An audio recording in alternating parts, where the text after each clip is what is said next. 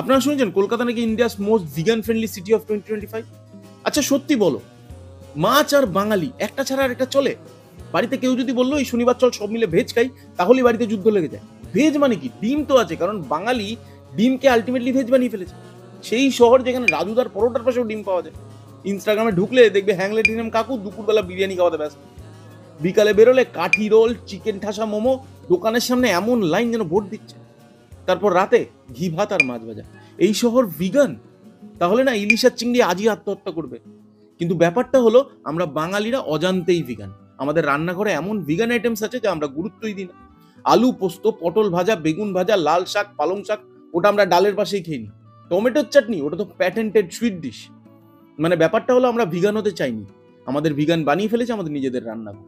তাই পিটা দেখে বলেছে এরা তো হাফ ভিগান, আমরা বলেছি হাফ না দাদা, আমরা অ্যাক্সিডেন্টাল ভিগান।